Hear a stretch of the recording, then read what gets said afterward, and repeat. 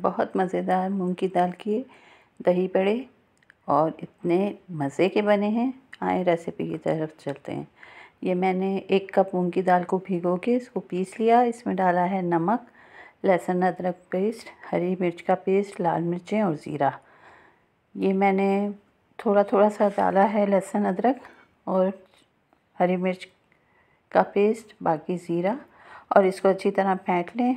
बाद में मैंने इसमें चुटकी सोडा और 1 टीस्पून मैदा भी डाला है और इसकी खूब अच्छी तरह से पिटाई की है। और इसके बाद अब हम इसको बनाना शुरू करते हैं। पहले चम्मच को हल्का सा करें गीला और फिर इसका बैटर लेके, तेल हमारे पास गरम है, इसमें डालते जाएं और बड़े बनाते जाएं। तो ये बहुत ही आसानी से बड़े बनेंगे, टूटेंगे भी नहीं और अच्छे फूले फूले से भी बनेंगे। तो जिन बच्चों को नहीं बनाना आता उनके लिए ये रेसिपी बहुत आसान है कि थोड़ा सा चम्मच को आप गीला करके बैटर में डाल के और बनाएंगे तो ये बड़े बहुत ही जल्दी बन जाएंगे। जब ये दोनों तरफ से सिक जाएंगे तो हम इनको निकाल लेंगे और ठंडा कर लेंगे अगर हमें फ्रीज़ करना है। और अगर हमें फ्रीज़ नहीं करना तो हम इसको पानी में डाल के कुछ देर भिगोएंगे ताकि ये सॉफ्ट हो जाएं। तो अगर आपको उसी वक्त बनाने हैं तो फिर ये रेसिपी को इसी तरह फॉलो कीजिएगा कि पानी में डाल दीजिएगा, और अगर नहीं तो आप इसको बना के मुकम्मल जब ये ठंडे हो जाएं तो इसे फ्रीज़र में रख दें।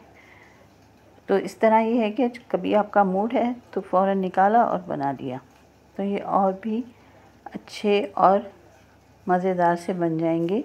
और फिर हम इसके लिए दही को भी फेंटेंगे। अभी दही हमारे पास अच्छा होना चाहिए, गाढ़ा सा। देखिए ये सारे बड़े तैयार हो चुके हैं। या तो मैं इसको फ्रीज़ करूँगी या मैं कुछ देर के बाद बनाती हूँ। तो अभी हम इसको दही को फेंट लेते हैं। इसमें दही में मैंने 1 टेबल स्पून के करीब चीनी डाली है और इसको अच्छी तरह फेंट लिया। अभी मैंने इसमें नमक वगैरह कुछ नहीं डाला। ये मैंने नीम गर्म पानी में बड़ों को डाला था क्योंकि मैंने इसको फ्रीज़ कर दिए थे। उसके बाद मैंने इसको एक छन्नी में रख दिया ताकि इसका पानी निकल जाए। बहुत ज़्यादा दबाया नहीं है मैंने इसको कि पानी इसका दबाने के चक्कर में हम बड़ों को तोड़ दें। इसके बाद आप एक डिश के अंदर इसको अच्छी तरह से सेट कर लें जैसे आपका दिल चाहे, और इसके बाद गाढ़ा गाढ़ा दही इसके ऊपर डाल दें। दही अच्छा गाढ़ा और मीठा होना चाहिए। इसके बाद हम इसमें डालेंगे चाट मसाला। ये भी घर का बना हुआ चाट मसाला है और बहुत ही मज़ेदार है।